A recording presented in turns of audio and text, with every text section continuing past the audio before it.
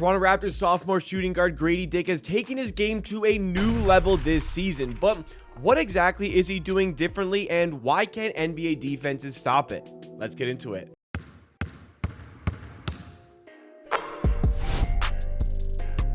This is Amateur Sports, the YouTube channel completely dedicated to Toronto Raptors content, and today we have to discuss this meteoric rise so far this season of Gradey Dick, who is absolutely tearing up NBA defenses, albeit with a Raptors team that doesn't have a great win-loss on the season, but Gradey Dick with his play has firmly put himself into the most improved player award conversation, so we're going to learn exactly what's changed about his game. So make sure you drop a like if you enjoyed this video along the way, and please subscribe for more Toronto Raptors content and videos like this, and we also do live stream watch-alongs for virtually every Raptors game. So Gradey Dick this season came in as a probable starter for the team. There's definitely going to be some conversation surrounding if Gradey Dick would have been the fifth starter for the Raptors. Now, obviously, with injuries, he was going to be a starter regardless, but coming into this season, it was obvious that Scottie Barnes, Emmanuel Quickley, RJ Barrett, and Jakob Poeltl were going to be four of the starters. There was a question mark about who that fifth starter was going to be.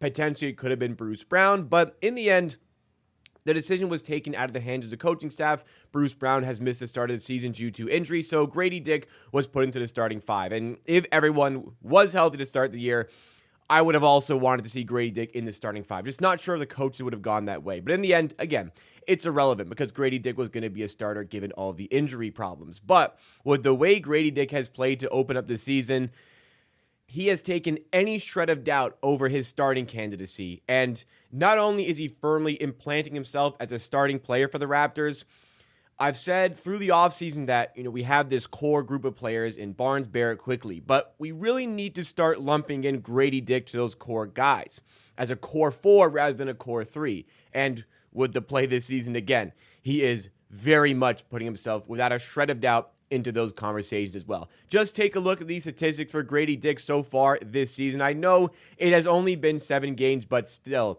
these stats are ridiculous. He's averaging 21 points per game on incredible efficiency, averaging 55% on twos, above 37% from three, and has an effective field percentage of 55. And the reason this is so shocking, so strange, is that Gradey Dick wasn't near this level of player last year. He was a great role player. He was a great rotation player with the way he played last season as he grew into his role, in the NBA after having a pretty difficult start to the season where he actually spent some time in the G League, where he also had some difficulties adjusting even to the G League. But once he found his footing, once he started getting more reps in, more specifically, once he found his range, things really started to click for him, and he was producing a pretty good level. But it wasn't a level where we thought something like this could be on the cards to start the season. He is blowing everyone away, including Toronto Raptors fans. Like, even if you had extremely high expectations for Gradey Dick, you probably could not have foreseen a start to the season like this, averaging 21 points per game with that insane efficiency. But if we go back to that first season I was talking about, where it was a difficult start to the season, he was struggling out the gate. The big thing was he couldn't find his range. Like I said, he just wasn't shooting the ball well from three. And that took away a lot of the other facets of his game. But I always was not even hopeful. I always expected him to figure it out, because even though the shots weren't falling from three, everything else in his game was going well. And more specifically, the one thing that was always there for Gradey Dick was his decision-making and the showcase of his ability to attack on closeouts. This is why I was such a fan of him going into the 2023 NBA draft, and why I wanted the Raptors to get him at 13th overall so bad. In the end, he fell to 13th. He probably could have and maybe even should have gone a little bit higher, but the Raptors, very fortunate to have him in that position at 13th overall, and repaid the faith 100% with the way he developed through the season. Once he got his range sorted, going from college to the NBA where the three-point line is extended, everything else started to click that little bit more, and things really are clicking this season. And here's what's changed about the players. So for starters, with the three-point game, even if we go to last season's statistics, even considering he started this season shooting poorly from three, he still shot over 36% from three on the season. That's including probably not shooting the ball really well for the first third, maybe even first half of the season in the NBA.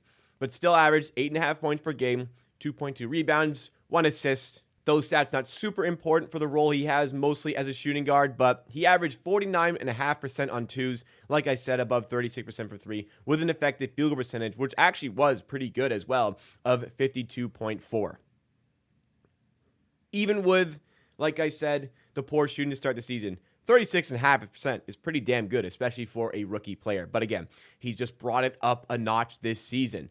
If you leave Gradey Dick open, I like the way that this was described on Twitter. If he's open, you're dead. You're already dead. Because if he's open, he's going to hit that three. He has become so consistent and so reliable on open threes this season that it's making the other parts of his game easier. Because if you're open, like I said, it's over. He's going to knock down the three. So defenses have to close him down so aggressively when he has the ball in his hands that he can pump fake, get somebody to bite, sidestep, and still potentially have a three-point opportunity. But what he is so good at and what has improved so dramatically this season is when he pump fakes or when he catches and attacks a closeout and he steps inside, he has become so much more assured of himself and so much more confident and honestly so much more talented at taking it to the rim. Some of the finishes that we're seeing, like the layup packages, have completely changed and he's become so much more efficient as an interior player. I mean, we saw it with the stats here. We could even compare the stats from last season to what we've seen so far this season, albeit again in a small sample size. He's gone from 8.5 points per game to 21.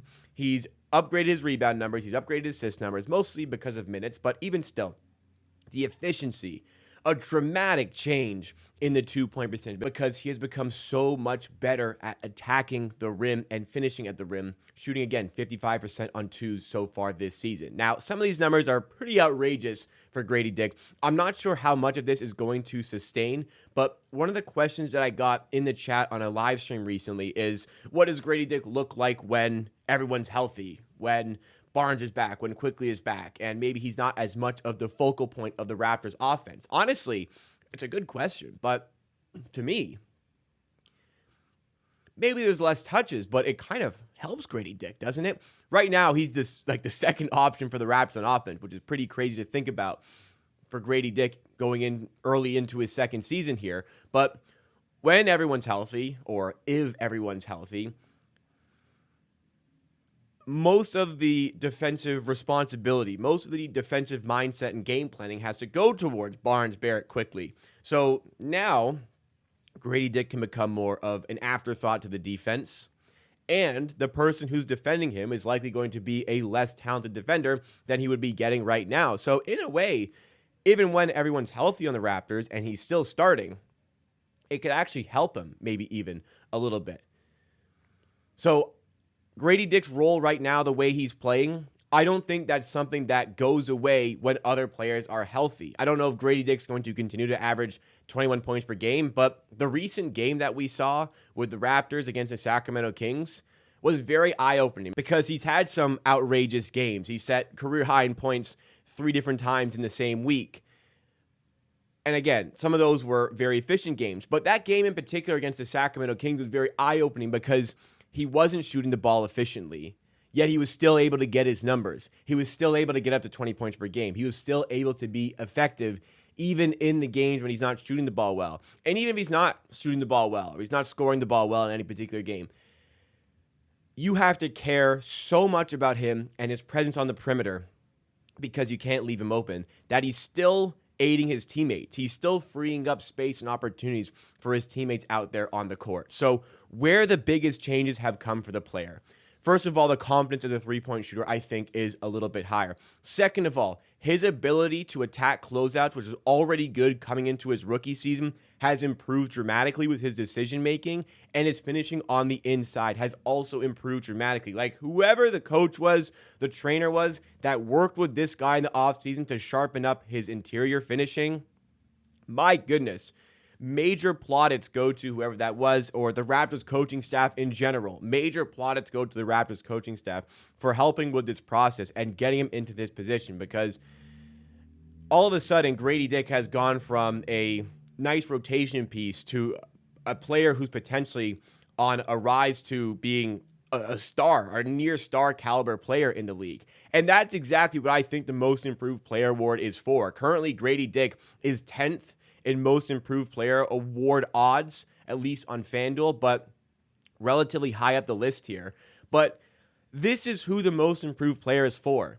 It's a player who has changed the narrative about themselves. You look at guys like, LaMelo Ball at the top of this list, but some of the other players included in this list as well. Guys like Jalen Green, Evan Mobley, Cade Cunningham, like these guys, we expected them to make jumps. We expected them to be these star level players. Gradey Dick has completely shocked everyone and completely, at least at this point early on in the season, changed the narrative about what sort of player he can become. And to me, that is the type of player that the most improved player award is for. And therefore, Gradey Dick is firmly in this conversation. If he can sustain close to this level of play for the whole season, he should be the one that wins this award. But what do you think of his candidacy? Can he actually go and win this award? How much of this will sustain? Give me all of your thoughts and opinions in the comments down below, because that's it for me for today. Drop a like if you enjoyed this video. Subscribe to Amateur Sports for more Raptors content like this, and keep your eye out.